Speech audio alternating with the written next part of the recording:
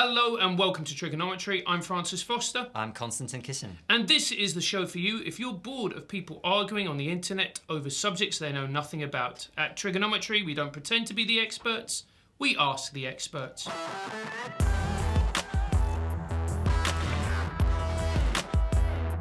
Our amazing expert guest this week is an evolutionary psychologist at the University of Portsmouth, Dr. Diana Fleischman.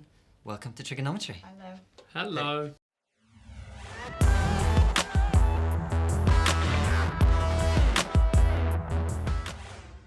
Thank you so much for coming on.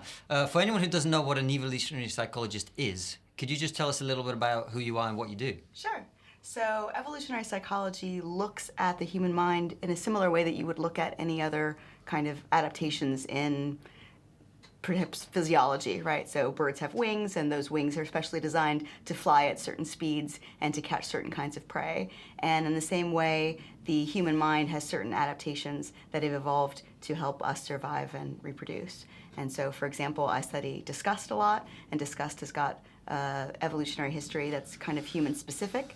And the idea there is that disgust evolved to distance us away from things that could potentially contaminate us, both toxins and disease. And so there's a reason why things are disgusting, and it's an adaptation to help us survive and reproduce, for example. Isn't it true that women feel disgust more than men? It's very true, yeah. Women are more disgust sensitive than men overall, especially in the sexual domain. So, no, I was like, it's Because they meet a lot of men. That's what it is. Yeah. So yeah, if you look at, there's one very well-known disgust inventory, and it says that there's 3 kinds of disgust: pathogen disgust, sexual disgust, and moral disgust. It's a big question as to whether or not moral disgust actually exists for real, or if it's just a kind of extension of anger. But yeah, women are much more disgust sensitive in the sexual domain, so there's a huge difference. And one of the studies that I did was I looked at whether or not, so if you make men sexually aroused, so if you have them look at pornography and then you have them think about disgusting possible sexual scenarios, they're much less sexually disgust sensitive when they're sexually aroused than when they're not. Obviously, everybody knows that from being alive. And so I did this for my PhD. I did a study where I looked at women and we showed them pornography, and then we showed them disgusting things like corpses, people vomiting, stuff like that. Or we showed them disgusting things and then we showed them pornography. And we had also a probe in the women's vaginas. This has escalated very quickly. We're called TRIGGERnometry for a reason. And so the probe shoots out light into the vaginal canal, and the more aroused the woman is, the less light comes back, because those blood vessels take up that light. So what we found is that women who saw disgusting stuff first, they became less sexually aroused, but we don't find that sexually aroused women, well, I didn't find that sexually aroused women are less disgust sensitive. So while men become less disgust sensitive when they're aroused, it doesn't really seem that women have that same effect as much. And there's a variety of reasons why women are more disgust sensitive than men. One is just that, women have a certain 5 or 6 chances on average to have offspring, and they have to be choosier about who they have offspring with. But another reason is that women are just much more likely to get sexually transmitted infections. And I've tried to come up a way to talk about this delicately. It's very difficult, but we have a pocket, and you don't have a pocket. I mean, you have pockets too, but women have a pocket. And so basically, if a woman has sex, she's much more likely to get the sexually transmitted infection of her partner than she is to pass something on to her male partner if they have regular, penis and vagina intercourse. So we don't know how long sexually transmitted infections have been around, but women are much more likely to get them, and they have a much worse disease burden again. So yeah, those are a couple reasons why women are more disgust sensitive than men. And how did you get into studying disgust as a little girl? Were you curious about evolutionary psychology? How did you become who you are? So many reasons. So I'm kind of an unusual. I'm a strange woman generally, but I was kind of a tomboy growing up, and my mother was incredibly obsessive compulsive disorder, would only wash me in mineral water that she had boiled and put alcohol in. Mineral water? Wow. Yeah, my father had to bring home water from the shop. She wouldn't wash me in tap water. Wow. And she was just incredibly disgust sensitive about everything. Was this in Brazil? Because I know that you have Brazilian heritage. Yeah, no, I was only in Brazil when I was 3 months old. I left Brazil, but yeah. And so my mom was really, really obsessed with cleanliness and with contamination. And she got better over time. And then I also spent my weekends, my dad is big into riding horses and my grandpa was too, so I spent all my weekends on this like filthy farm interacting with mangy animals. And then at home, my living room is all white, everything was completely pristine. And so I became really interested in individual differences in disgust sensitivity. And you often find that unpalatable sorts of areas of psychology are the last to be, they're the frontiers basically. And so disgust is pretty new. Nobody really wanted to study disgust until, so disgust is a relatively new area of research compared to other things like, I don't know, happiness or fear or whatever else, fluffier topics. So it was really a niche that I thought I could get into. And it's really important for all kinds of reasons, for health psychology, for sexual psychology and sexual health. And also dietary stuff is really, people, they crystallize about what they eat when they're very young, and people often can't change their diets because of disgust, even if, they'll end up dying of a heart attack if they don't change their diets. So that's all super interesting and what I've worked on for some time. I mean, I work on different stuff now, but yeah. Well, we'll get into that, but we started talking about men and women at a level that I was not quite expecting. Let's broaden it out a little bit. We mentioned before we started the show James Damore memo and things like that. As an evolutionary psychologist, what can you tell us about the psychological differences between men and women on average that are scientifically verified? Because I think most people understand the biological differences between men and women. Yeah. Well, increasingly less so. But there are kind of basic things that we all know. But psychologically, it seems like we're kind of always veering between offensive stereotype and useless generalization. So what are the differences between men and women? So you might expect that, one kind of very conservative claim you could make from an evolutionary perspective is that men and women should only differ in domains in which they've had different selection pressures. And that doesn't sound like a big deal, but it would make a big deal. So some of the big differences between men and women are in the sexual domain. And I studied with a evolutionary psychologist called David Buss, and he did some really interesting stuff where he asked men and women, for example, how long would you have to know somebody before you would reasonably be likely to have sex with them? And how many sex partners would you like over your lifetime, and things like that. And some of the biggest sex differences are in that domain. And you also see that, kind of lesbians and homosexual men are kind of interesting in this regard too, because gay men don't really have a limit in terms of female coyness on how much sex they can possibly have. And so you see gay men have a lot more sex partners than straight men can reasonably have, because they're not limited by women's choosiness as much. So I think the idea that women are choosier has even been come into question recently. There was a really famous study by Clark and Hatfield back in the early 90s where they had a attractive Confederate. A Confederate is like somebody who's in cahoots with the experimenters. Mm-hmm. And they went up to a random undergraduate on the street and they said, hi, I've noticed you around campus. I'm really attracted to you. Would you either A, go on a date with me, B, come back to my apartment, or C, have sex with me? And 0% of the women said yes to sex. And what percentage of the men said yes to sex? From a random woman on the street? 100%. 75%. Yeah, I'm not surprised. Wow. And the ones who said no. You're surprised? I'll be honest with you, right, and maybe it's my innate Britishness, but a woman coming up to me who I've never met before, I don't know her name, and going, do you want to have sex with me? That would be, excuse my language, fucking terrifying. I would feel my virginity grow back, I'll be honest with you. They also included men who said, I would love to, but my mother's in town, or my girlfriend's at home, or whatever the case may be. But something interesting is that 50% of women said yes to the date. So wow. It's interesting. But very few said yes to the apartment. And there was these people who said, that if you change the rules of the game, like if you tell women they're definitely never going to be slut-shamed, the sex is going to be good, and they will be in no personal danger, then you can get the averages a little bit closer together. But certainly, like you said that you'd be terrified if a woman came up randomly to you on the street and said, would you like to have sex with me? You'd think she was some kind of bunny boiler. Yeah. And so I think men and women have similarly, would be afraid in that situation. The idea that there's a huge difference there. I don't know if that may necessarily make sense. So that's one domain. But you also see differences in other kinds of domains. So women have, on average, taken care of offspring much more than men have.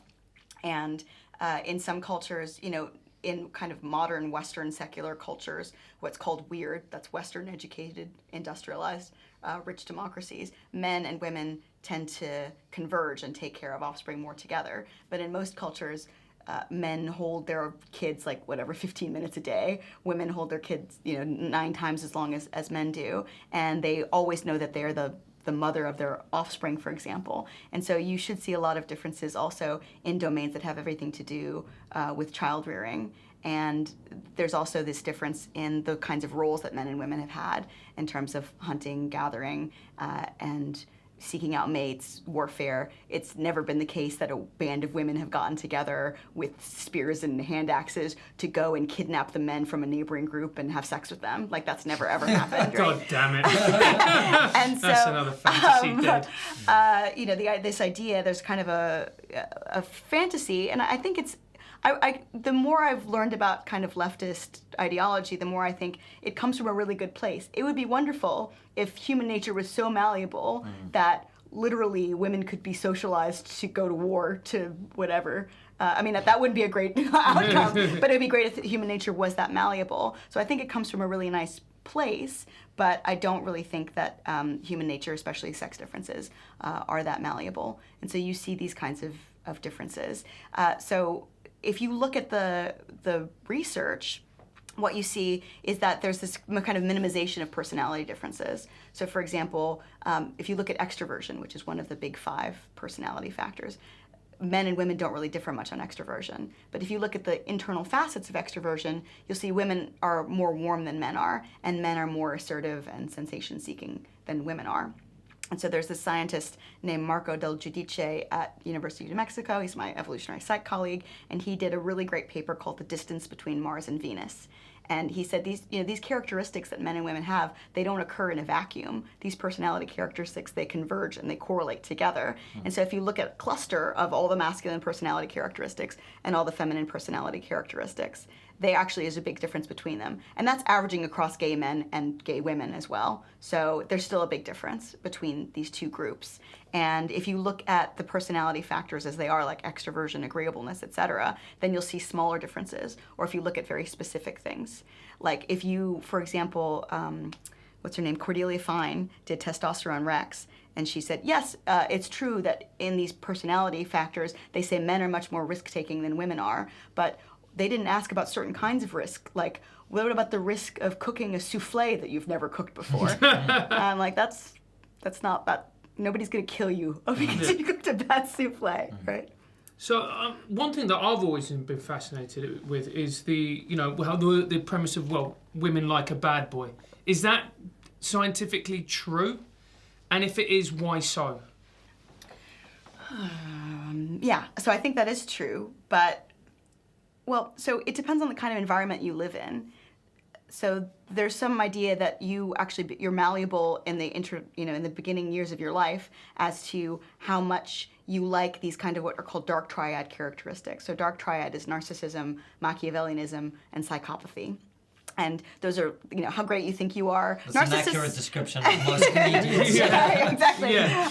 Narcissists are actually considered more attractive than other people who aren't narcissists. Really? But probably because their narcissism is somewhat informed by their actual their mate value, what we call mate value. So I think more attractive people are more likely. Attractiveness and narcissism do correlate, like objectively. If you think somebody's more attractive, they're more likely to be narcissists. And then whenever I fill out a narcissistic personality inventory, they're like, would things be better if you ruled the world? I'm like, well, yes, objectively. That's true. But so these kinds of personality characteristics. So one idea it kind of floating around is that if you are in a volatile environment, so if you're in an environment where, let's say, you don't have a father around, then you're getting cues from the environment that either your dad's dead or that this is not the kind of environment where men invest in their kids, for example. Or also if you're in an environment where you see people deceiving each other or cheating each other. So what's the best thing to do in an environment like that is to have babies that are also going to be able to be good liars and good at deceiving and manipulating other people. You don't want to find the most agreeable, nice guy in the world to have kids with if you're in an environment that is volatile in this way. And you see this this kind of dichotomy about what women like in romance novels. So in romance novels, which are the best-selling books on the planet, what happens is the woman falls in love with a man who's this bad boy rogue. What are the top, they're pirates or thieves or whatever, right? And then he becomes so devoted to her that he can express this deep devotion to her, and he's nice to her and agreeable to her, where he isn't to anybody else. And that is sort of this feminine fantasy, is to be with somebody who has the capacity to manipulate and fuck over and deceive other people, but doesn't to her, is so in love with her that he treats her really well and her family and her kids really, really well.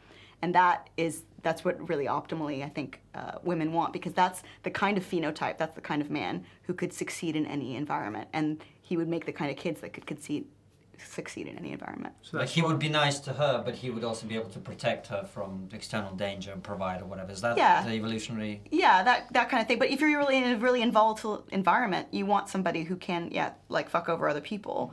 So that's like what you optimally want. And even women who say like, oh, I want a man who's generous. Yeah, you want a man who's generous, but you don't want to come home and find a tramp sleeping on your sofa because he decided to bring one home. You want a man who's generous to you. Yeah. You want a man who's generous to your family. You want a man who always tells you potentially that you're right. But there's like a whole manosphere red pill thing about how much women need pushback and how women actually test to make sure that men that they're with actually still have these kind of bad characteristics, that they can still fend for themselves in that kind of way. Oh, really? Tell us about that. That sounds dear. interesting. I haven't heard about this stuff. So I'm sort of writing a book, and I probably won't go into very much, but I've started reading some of this red pill stuff because I just... So for anyone who doesn't know, including me, what is red pill? You don't know what red pill is? I'm familiar with red pill in the sense of people who might have been left-leaning becoming less left-leaning. There's a lot of different red pills that you can possibly take. I'm starting to get the sense that's not the one you're talking about. No, that's not the one I'm talking about. Red pill is it's men, so I can think the common wisdom is that women have it worse than men, women are oppressed compared to men, and the red pill, like for example in this like red pill documentary, says that actually women do have some advantages, and these are underplayed relative to men's advantages. And not only that, but that women also do manipulative things to men in order to get their way, that women have kind of secret power. Wait, is this the Cassie J documentary? Yeah. I have seen it, and I've just asked you a question about something I've seen if I've not even But there's extra red pill stuff. Okay. There's also like red pill stuff about what's called shit testing. So I've heard about when this. women and I guess you're blissfully ignorant of the way. This is less a podcast. You're learning about women, mate. That's good. I'm happily married for a long time now, so He doesn't even realise he's getting played. That's how I've deep it goes. repressed all of this information just not to know what's happening and just to be happy with my life. So please tell me what's wrong with my life. So women whatever do something called shit testing, and they do a variety of things to see kind of what the boundaries are, like how much they can get away with, how generous a man is going to be with them, how compliant he is to her demands, especially if they're unreasonable. So if you make an unreasonable demand of a man, is he just going to say, yes, I'll do that? Or will you experience some kind of pushback? So kind of testing a man to see if he has the kind of status, whatever, balls, whatever you want to call it, in order to push back against you and not give in to your every whim. And I think, and I find that women's kind of self-help books are very often like, you go girl and you're amazing as you are, and there's nothing you need to do to change in any way, shape, or form, and somebody will love you just as you are. Whereas I find men's self-help books are very much saying you should work out, you should be playing chess, you should be trying to sharpen your mind, and you also need to play this game that women are playing. Whereas I really haven't read and I've been trying to read some women's self-help books that say, no, you are a woman and you are playing a game, but you're deceiving yourself about these games that you are playing. And I find that I'm very self-aware about the kinds of ways that I am testing things out and seeing where men are at with me. And so coming back to the broader picture of men and women then, I'm sure you've seen the Kathy Newman-Jordan Peterson interview. Actually, you haven't? Okay. I started watching it, and then it was very frustrating, so I stopped. It was incredibly frustrating. It was very he's definitely said some things that I know that the way to get famous in the kind of intellectual landscape is to say things without nuance. If you say things with nuance, it's never going to be a soundbite because nobody cares. So I know that I've seen Jordan Peterson definitely say things in a less nuanced way, but I mean, otherwise he wouldn't be famous if he was totally nuanced, right? Probably. I'm not a huge fan of Jordan Peterson, but in that interview, actually, part of the conversation was very much the James Damore thing. He was trying to explain that the gender pay gap is not simply down to discrimination, that there are factors like the big five personality trait differences between men and women. So what can you tell us about the impact of the differences between men and women on things like the real world stuff, like the gender pay gap, for example? This talk wasn't recorded. I probably should record it at some point, but I gave a talk for the Adam Smith Institute back in December, and I talked a little bit about where this kind of wage gap comes from. And I hope I get all the details of the study right, but they were looking at people who scored very high on quantitative measures like the SAT, men and women who scored very, very high, and they were looking at this kind of elite intellectual group. And they asked the men and the women in this group, how many hours a week would you work optimally if you were, if you had your druthers, which I don't know what druthers are, but they're a thing that you can have. And so if you had your druthers, how many hours a week would you work? And I think far fewer women, it's like 30 or 40% fewer women, said that they would work more than 40 hours a week. And so if you ask women, I think this is the major difference here. If you ask women, how much would you like to work in a week, and how much time would you like to spend with your family, and how much time would you like to spend with your kids, women say on average, I would like to spend more time with my family and my kids and less time working than men say that they would like to.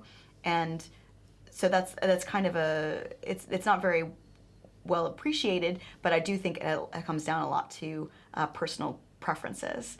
And men are also more willing to kind of work on call.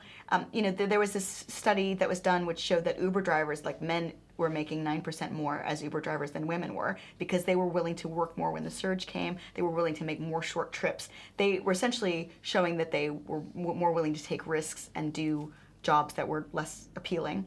Another really interesting thing about men and women in terms of the pay domain is that lesbians make more than straight women do.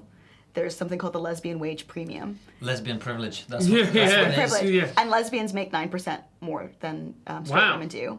And if you were kind of going with the kind of typical story and you said, okay, well, lesbians obviously don't present as gender typical. They often come across as more butch, obviously. I think everybody knows that. Yeah. Not on the internet. Not on the internet. Yeah, that's the sound of a meltdown happening. There's this idea like, women are assertive and they act, and I think that this is true to some extent, that women who act assertive, they're called bitches.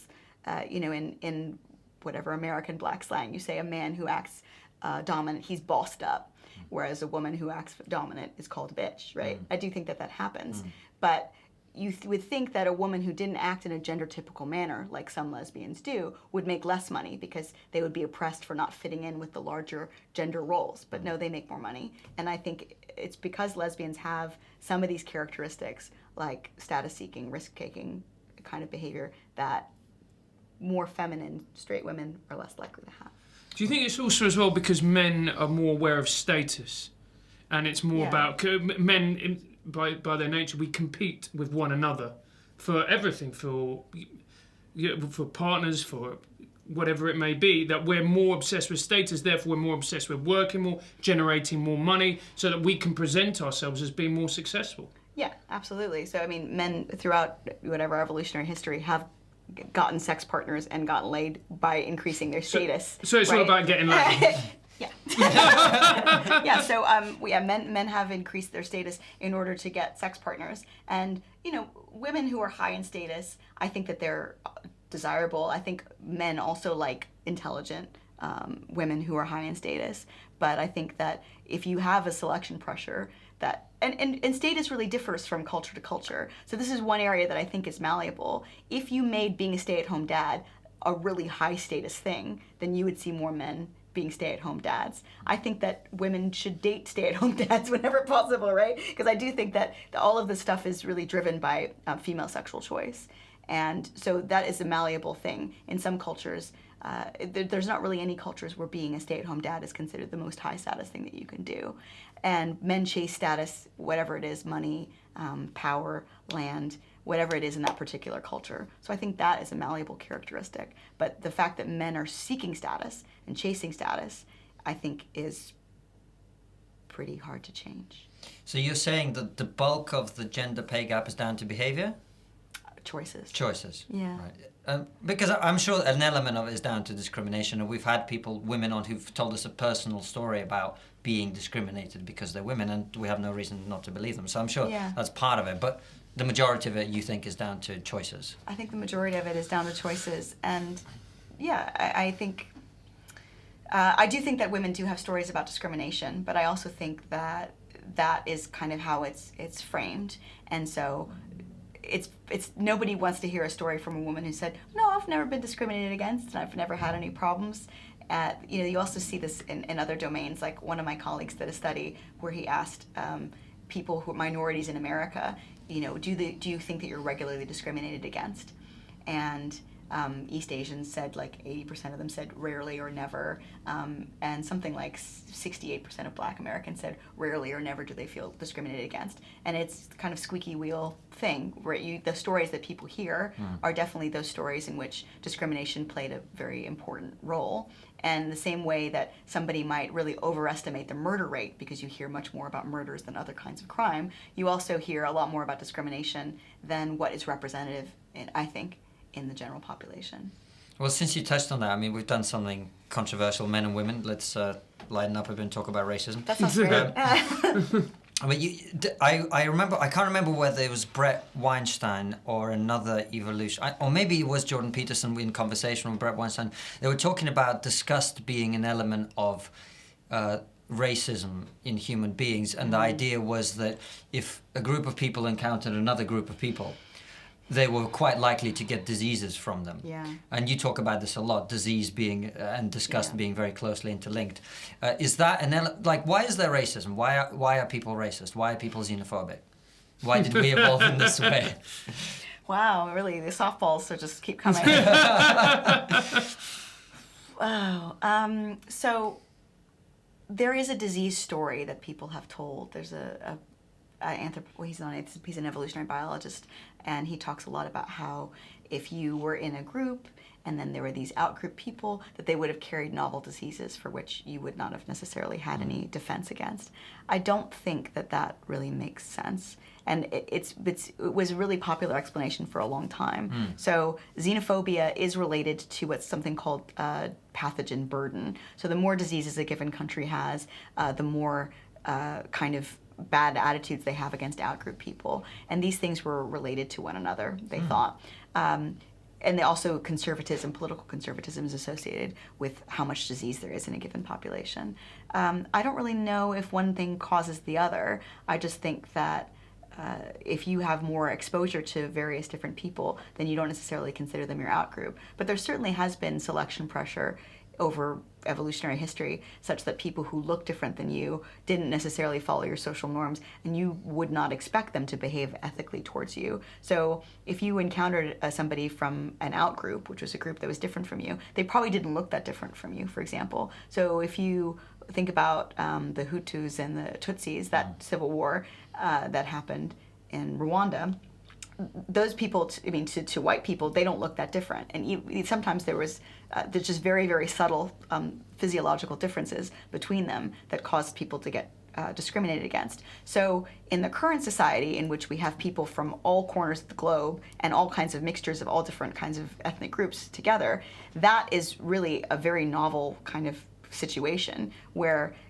previously out-group members, they would have looked almost exactly like you, except they would have had slightly curlier hair or slightly lighter eyes or been slightly taller or thinner or whatever. And now you have people who look really wildly different than you. So there is a certain, I think, during your development, you're exposed to these people, and then you have repeated interactions with them, and then you're less likely to become prejudiced. But I think that interacting with people who look very different from you is always going to have some kind of fraught evolutionary cognition behind it, because throughout our evolutionary history, you could not expect those people who looked very different from you to treat you with the same kind of moral accord that they treated their in-group.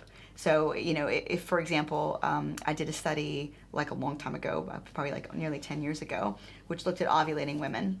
And so one question we had ourselves was, ovulating women, ovulation is the time in which it's most dangerous to be sexually assaulted because it's the time when you can get pregnant, right?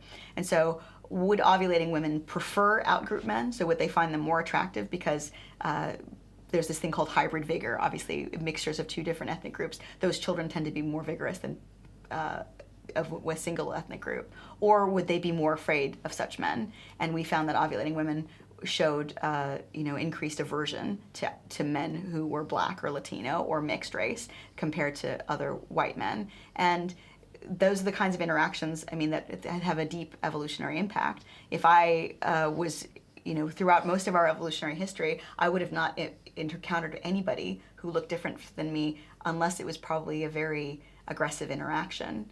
Although there was some trade and things like that, I don't think women generally were involved in that. And so it's unclear really how much of a footprint that has on our minds, but it is clear that it's very easy, for example, to leverage disgust or fear when talking about outgroup people. And people talk about this example all the time about how during World War II, East Asians were compared to insects and cockroaches, and how Jews were compared to rats and vermin, about how outgroup members are considered to smell different or have these various other qualities that are animal-like.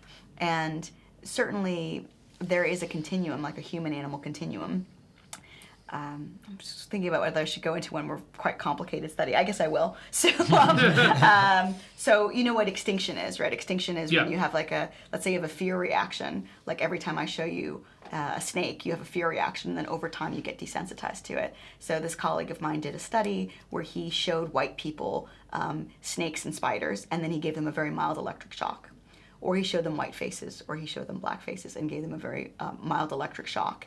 And it's very easy to pair physiological arousal, that is heart rate increase and skin conductance increase, with black faces if you're shocked, and white faces too. So that happened. But then as he extinguished that response, as he started showing them black faces and then no longer shocking them, it took much longer for that response to extinguish than it did for their response, their fear response to in-group faces. And it was similar to the response to spiders and snakes. And that's where I think this kind of comparison between animals sometimes comes from, is that you're trying to leverage that fear response that you have towards non-human animals, towards outgroup members. Yeah. That's slightly mind-blowing what you were just saying there, and I was just trying to get my head around it. But one point that I wanted to make to you is that human beings have always found a way to discriminate against other human beings, even if they're in the same society. For instance, in the 1950s in the UK, like my father grew up in Lancashire, in the north of England, and you were discriminated against if you were a Catholic. Mm-hmm. And even on the surface, if they didn't know you were Catholic, one way they could discriminate against you is they'd ask for your CV, they'd check what school you went to. Oh, St. Mary Magdalene School, and you're not going to get this job, X. Why do we do that? Even when a person looks absolutely identical, has the same accent, there's almost no difference. You can still find a way to say, no, you're not part of my tribe. I guess I would just speculate and say that there is this kind of motivation to make an out-group and an in-group all the time, and to think about these kinds of things. I think sport taps into that in a more healthy way than other kinds of in-group, out-group kinds of thought. But I couldn't explain that. The whole Catholic, I come from America where that's not really a thing. So I find that really difficult to kind of wrap my head around. But I think that perhaps there's just an appetite for that. And certainly if you have a group of people that you're tight with, like a family or a kin group, and then you say there's this out group and they're actually trying to exploit us, you'll become much more tightly knit with that in-group. And so maybe there's a motivation to do that because it actually helps you get in better with the people that you're close to. That's just pure speculation, though. That makes absolute sense. Yeah, that's very interesting. It's all very interesting so far. We talked about altruism before we started. Yeah. Oh, sorry, what did you say? I can try to take care of that and become really more. There's a great American comedian that Francis and I both like, Dave Attell, who, whenever he comes on stage, he picks out a member of the crowd and he goes, "Do you like comedy?" And the guy's like, "Yeah." He's like, "I can change that."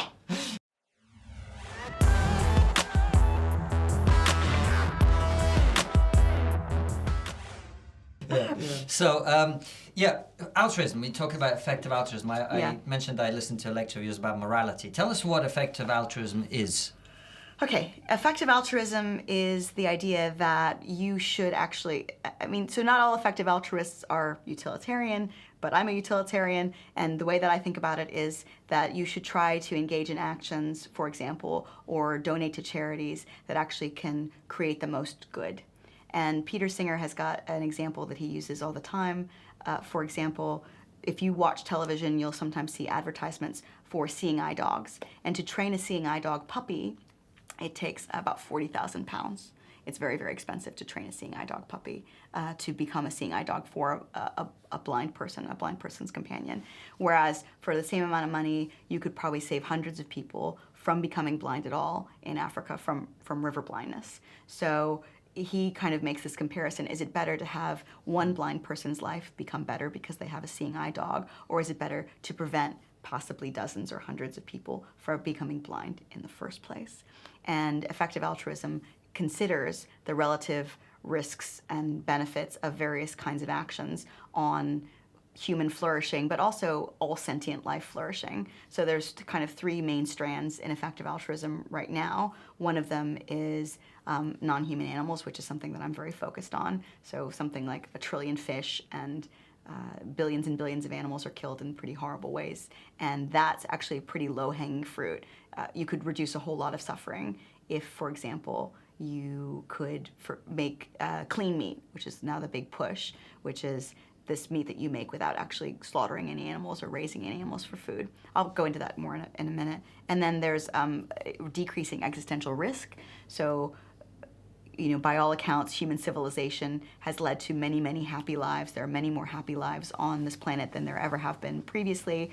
And if we could stretch our resources even further, perhaps we could have many, many more billions of happy lives in the future, colonize the galaxy, and just create many happy, flourishing human or other sentient lives. But if there was something like a meteor strike or political unrest or a huge pandemic, it could either kill many, many people who would go on to lead happy lives, or it could basically take civilization back to the Dark Ages, where we wouldn't be able to make these strides in technology that are going to enable many, many more happy future lives. And then there's also eradicating global poverty. So that's another big strand of effective altruism, which is helping people in the developing world, because they're much cheaper to help than people in the developed world. So you can, for example, for, $3,000, give or take, buy malaria nets and buy a year of healthy life, or possibly save a life from malaria. So what they do, there's a bunch of different charity evaluators. There's like GiveWell, for example, and they evaluate charities as to how much life does a dollar buy for a human of flourishing. And so that's kind of the whole effective altruism. That's most of the landscape right now, is looking at those three main cause priorities. And I focus a lot on non-human animals. So I've been vegan for a long time, and I am on the board for something called the Sentience Institute. So what they are interested in looking at is things like how are animals being killed in crops, and what are the best ways, for example, to reduce the amount of sentient suffering on the planet. And so one thing that I generally plug for people is that you probably don't want to go vegan. A lot of people don't want to go vegan because it's difficult. And so most of the animals that you eat in terms of deaths per calorie are small animals. So if you were to give up eating fish and chicken and eggs, you would be causing 90% fewer deaths per year than if you carried on eating those things, because it takes about 200 chickens to make the same amount of meat as is in a cow, for example. Okay. And so this is something also Ezra Klein, who I disagree with politically to a great extent, but he starts off all his podcasts now saying, give up chicken. If you give up chicken, then you're actually doing a huge amount to reduce the amount of suffering you cause yearly, because every chicken meal you eat, or every 2 chicken meals, kills a chicken, whereas it would take you about 2 years of eating beef probably to kill a cow. It makes a huge difference. And I don't think that cows are 200 times more sentient or more capable of suffering than chickens are. Well, there goes our sponsorship with Nando's. Well, you guys want to have KFC or whatever. Yeah, celebrate at the end. No. Give up chicken, eat whales. Yeah, give up. Yeah, whales Whales? also. Yeah, I mean, people really have. I don't know why people like whales so much. Like, they have like hair for teeth.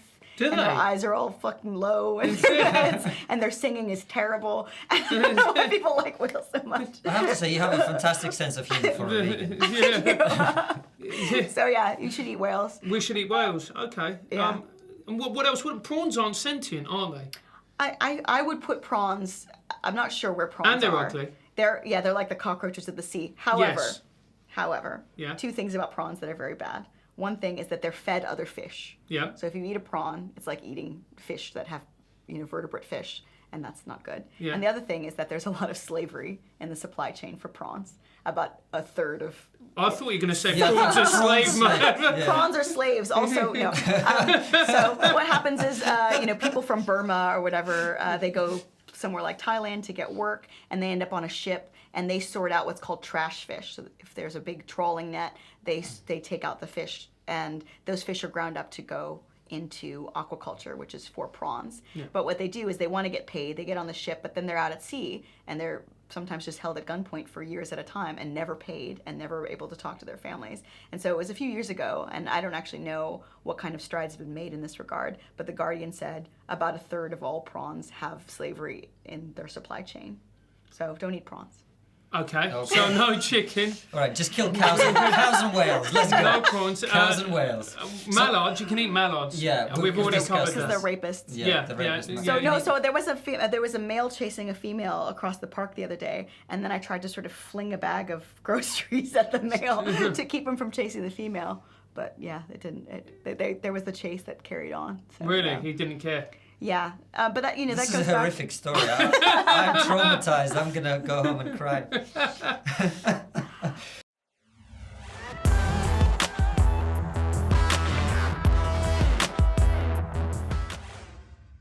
Tell us a little bit about why we do what we do. We're both comedians.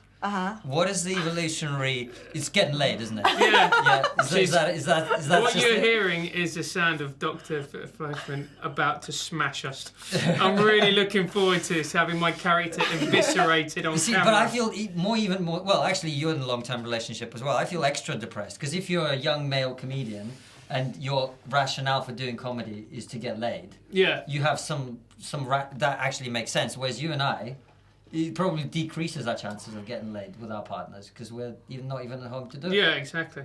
So what we're Not even home to do it. not even home to do it. We're out in the evenings begging strangers for love. So why do we have humor? What is the evolutionary basis for humor? Okay. So I'm trying to start from the beginning. There's this thing called sexual selection. And sexual selection, so natural selection is the evolutionary force that creates adaptations that cause you to be able to survive. But sexual selection are the adaptations that you use to have sex. And there's a famous kind of analogy, which is with the peacock's tail. So peacock produces a tail, and the females find it attractive. But producing a tail that's symmetrical, that's colorful, and that he can jiggle at her is actually very costly. It makes him more prone to predation. If he has any parasites, he can't grow that tail. And so humor is considered like a costly signal in the same way. It's hard to be funny, as you both know. And so, so it's very difficult to be funny. And so one idea, actually Jeffrey Miller, who is my partner, came up with, didn't come up with, but wrote a book about in the mating mind, is that human intelligence is a costly signal. It actually takes a lot of energy. You have to have development that has very little disease in it in order to be smart enough to do things like make art or make jokes. And so it's a costly signal. You're saying, look at how brainy I am, look how intelligent I am, I can make you laugh, because it's very difficult. And so they've done studies, for example, where they had undergraduates caption various different cartoons, and people who are funnier also tended to be smarter, right? I'd agree with that. And so, and so the idea is that humor is a way of showing off how healthy and vigorous you are, because you're actually wasting your intelligence a bit. It's like a costly signal, just like a diamond is a way of wasting your money.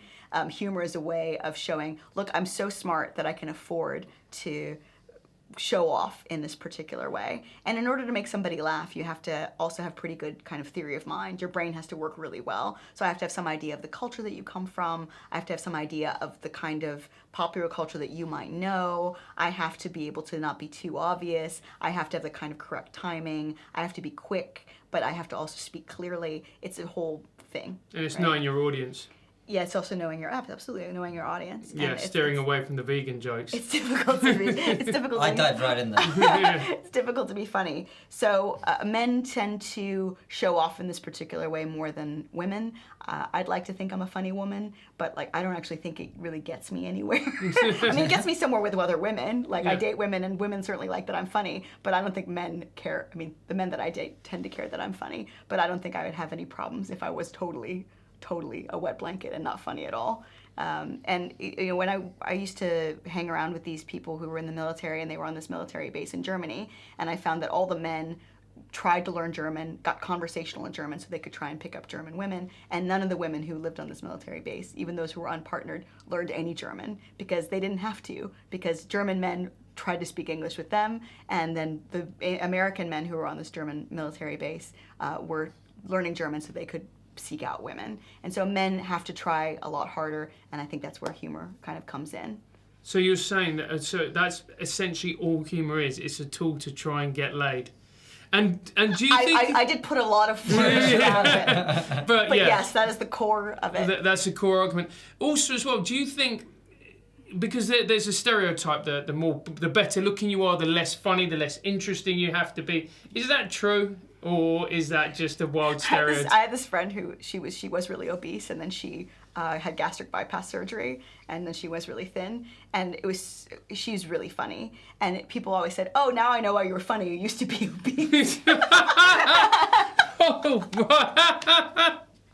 because you have to show off, right? So I do think that people don't work harder than they have to work in general, right? Yeah. I mean, I think that I thought I was really, really ugly until I was, well into my late teens. Yeah. And I think that I would be pretty boring if I had thought I was attractive earlier, right? And I think that's the same way with people just work as hard, and people tend to play to their strengths. And if you find out that you're funny, then you'll really work on that, because everybody has a niche, and you'll try and play up that and become as good at that as you possibly can. And if you're attractive, that's just a way easier way of signaling your quality than being funny, right? And people generally don't tend to cultivate being funny unless they really have to. A damning indictment. There you go, mate. Yeah. That's your life. That's my life right there. That's all we're doing. I love the moment where you went, basically, being funny is a way of wasting your intelligence. I'm like, am I talking to my mother? Is this my mother in another form? It's conspicuous consumption of brain energy, isn't it? Yeah. I'm not that kind of psychologist. Oh, right. You couldn't have done it without a Freud joke, right? Was there anything else that you particularly wanted to ask about humour? Was there anything else that you particularly wanted to ask about humour? I feel suddenly under pressure now. Why do you think... So it comes to a point where women find humour particularly attractive. And do you think if a woman... What do you think is more important for a woman, evolutionary? Is it being sound of healthy of body or healthy of mind? Which one would be more desirable? I mean, those things tend to correlate. So people have all kinds of stereotypes about, for example, people think, if they think about a scientist or they think about somebody highly intelligent, they don't also tend to think about somebody who's very attractive and very healthy and very athletic, right? Even though good characteristics tend to cluster together.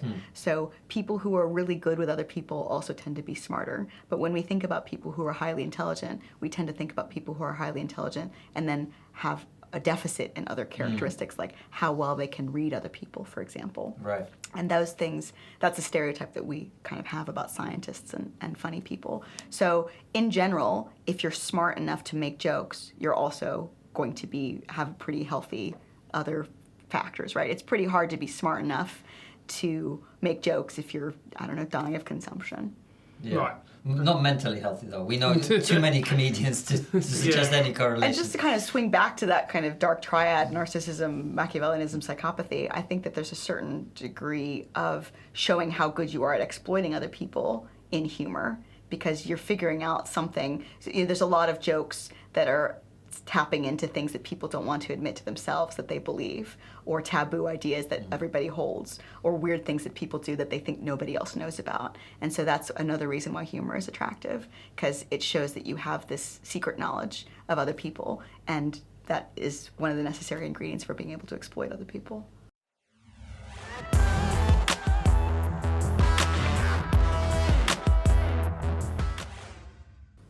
Brilliant. And if you don't mind me asking, where are you politically? Because you've hinted at different things. Yeah, where am I politically?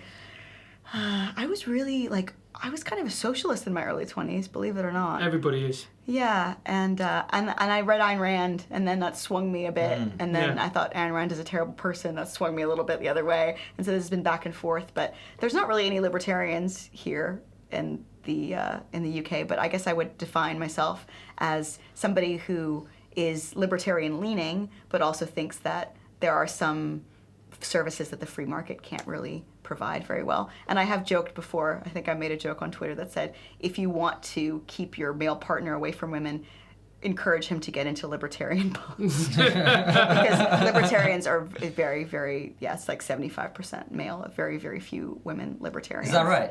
Yeah. Because I would say this podcast is fairly libertarian leaning. Yeah. I'm certainly libertarian. I don't know where I just swim back and forth. Yeah. I don't know what I am anymore. But one thing I was actually going to ask is this. Do you think, you touched on it very early on at the beginning of the podcast, do you think, I mean, in a world, we'd all love to live in a socialist paradise where we're all equal, everybody's happy, we all listen to each other. Yeah. But do you think essentially human nature, those are fundamentally incompatible with the basics of human nature? Listening to each other. Yeah. What? And but socialism in many ways, this idea, socialism, communism, the far left wing ideas of how we should live. I think it's a quote attributed to E.O. Wilson about socialism, which is a great idea, but the wrong species. Yeah. Because ants do that really well. Yeah. Yeah. And naked mole rats. But ants are all related, aren't they? Yeah, that's right. And so are naked mole rats, right? I just think it's very difficult, especially if you think about something like Twitter or sound bites, when people are trying to talk to one another. The tweets that are most popular are tweets that are saying, like, well, no one else is brave enough to advocate this moral position, but I'm really strongly advocating this moral position in a totally unnuanced and direct way. And so if you want to have a tweet go viral, or you want to have a lot of people listen to you, then you have to give a fairly unnuanced position. And nuance is really not encouraged in really any culture, and it's a little bit alarming to think that it's probably more encouraged in our current culture than it has been at other points in history. And what you have to do is you have to play to the whole IQ distribution, right? You have to play to people who would not understand nuance if it bit them in the face, and then you have to play to people who really only speak in very nuanced terms and have very complex ideas about things. And so there's always going to be that problem with populism, is that people can have nuanced positions, but they have to present them in this other way. And then I think that something that happens with leftist politics is that they want to throw out people with their ideas. So there's this kind of hygiene, epistemic hygiene, where if I think that you have, like, let's say you and I were talking and you expressed some kind of opinion that I thought was bad, you think everybody should eat as many chickens as possible. Like you said something like that. Then I might say, now I think that all of your ideas are bad, and I'm going to completely reject you, and even ideas that you have that I might otherwise agree with, because I can't think about you as a group of ideas. I have to reject you as a person, and that's something that I think is really difficult in the kind of current climate, is this desire that people have to reject. So Jordan Peterson, I disagree with him about a lot of stuff. I think he's actually very traditionalist in a lot of ways that I don't think are very helpful, and there's some things I disagree with, like Sam Harris about. There's some things I disagree with Jeffrey Miller about. There's a lot of people that I admire, and I have fundamental disagreements with them. But what happens now is that the more and more different attitudes are moralized, for example. If I said, I don't think there should be any welfare state, I don't know if I could totally advocate that position, but that's the kind of thing that I could say that would make somebody say, well, now I'm also going to reject veganism. I'm also going to reject evolutionary psychology. I'm also going to reject all these other ideas that I think are clustered together with that.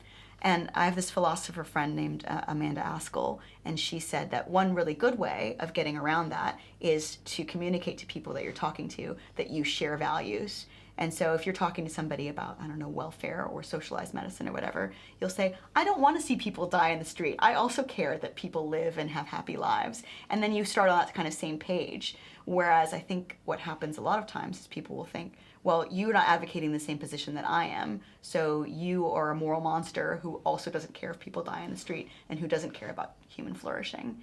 And if you kind of start off saying, no, we have similar values, then you can then talk about how you're going to arrive at those values in different ways. But unfortunately, the ways that we arrive at those things, like, for example, if I said I believe in sex differences and I believe they're pervasive and I believe that there's a lot of things that we can't really do much about in terms of sex differences, then people might also ascribe to me the belief that I think that women should be kept at home or they should be told what to do, when I don't have that value at all. I just have a different idea about how we might arrive at gender equality and I have a different view of what that means than other people would, for example. But isn't it also intellectual laziness? So, if, for instance, if you say one thing, then instead of me actually taking the time to find out everything about you, your points of view, how in certain instances you're on the right, in certain instances you're on the left, in certain instances you're a centrist, it's far easier to go, oh, you're this, this, and this, and this, therefore I want nothing to do with you.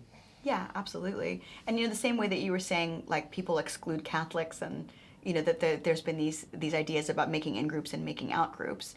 It is some degree intellectual laziness, but also it's much easier to kind of push somebody away who has a bunch of nuanced positions and then say, now we stand strong, me and the other people who are in my ideological in-group. And if there's this threat from people with these other kinds of positions, then you can become much tighter knit. And you see that in all kinds of different Facebook groups and on Facebook. Yeah. Yes. I haven't been on Facebook in a year and a half, actually partly because I had a really horrible argument with one of my best friends on Facebook publicly.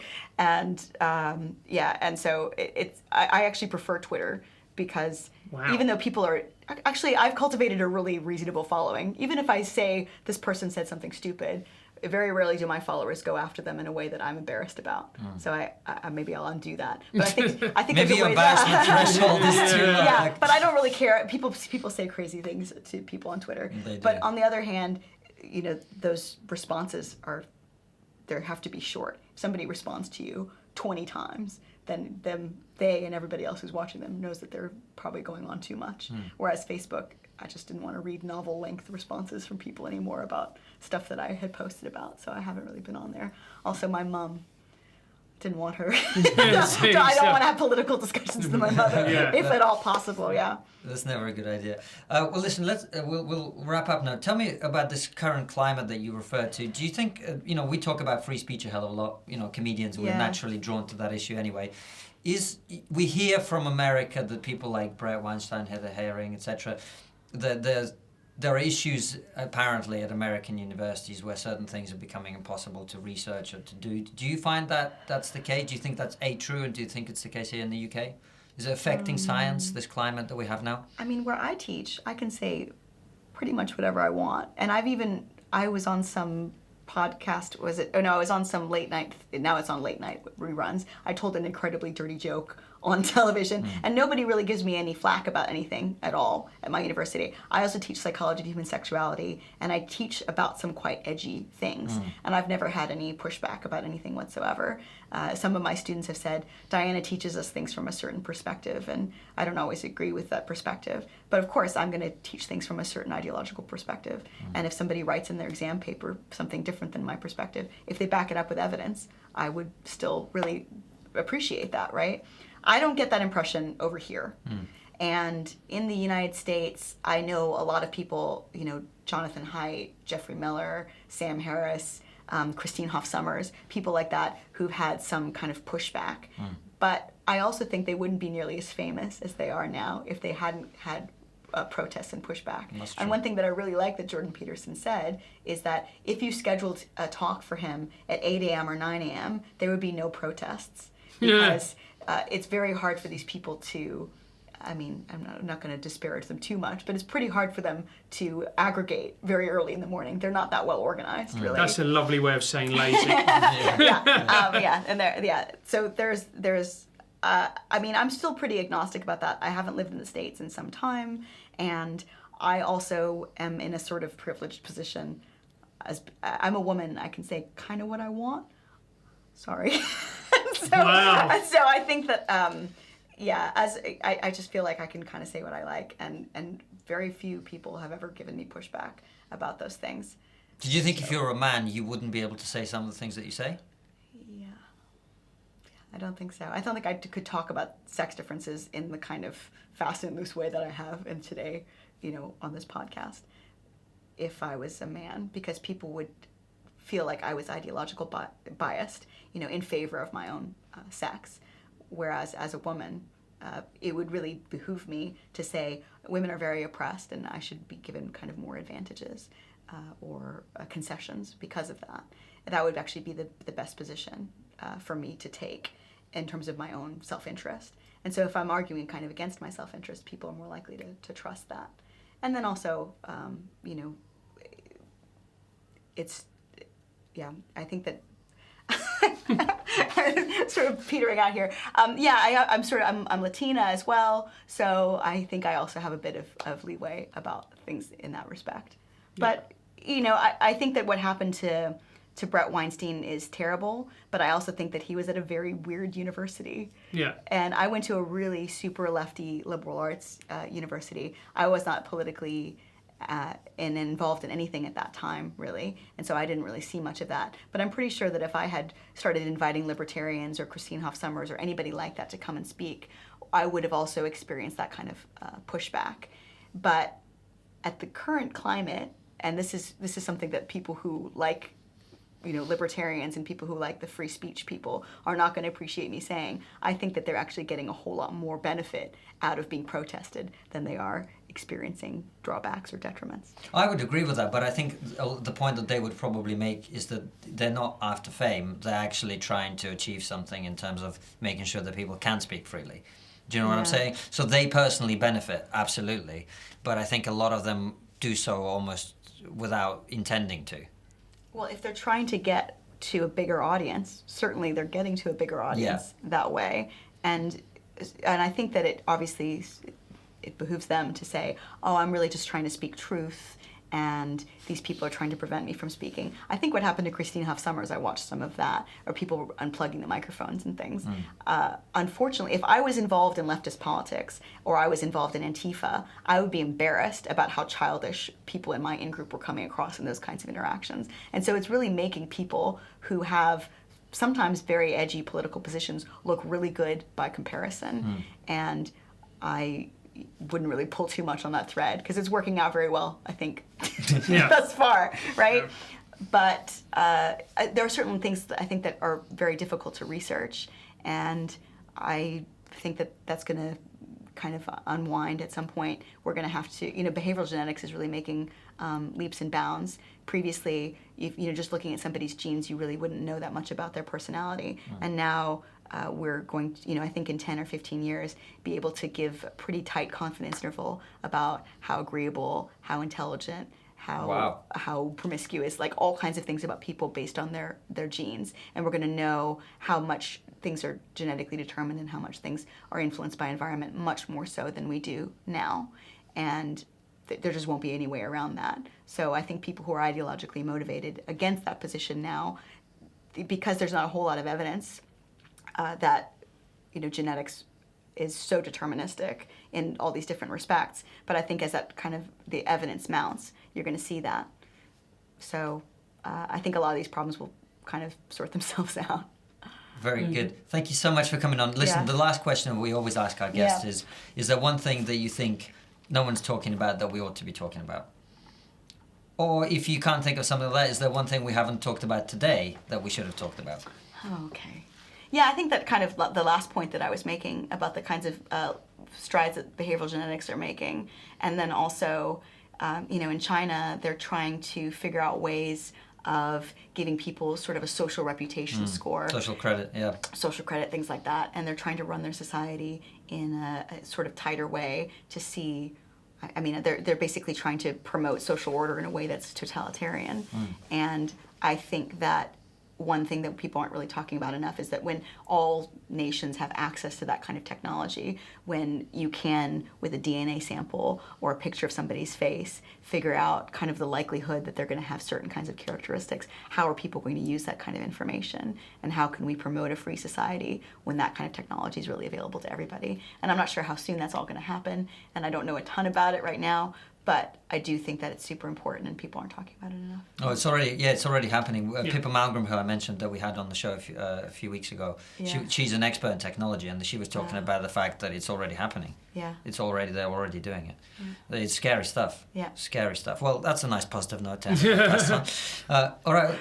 Diana Fleischman, thank you so much for coming in. It's been an absolute pleasure. Tell us, what is your Twitter handle? It's Sentientist. Sentientist? Yeah, so somebody who prioritizes sentience as a basis for morality. And I'm dianafleischman.com is where you can see my publications and other odds and you're writing a book? I am writing a book proposal.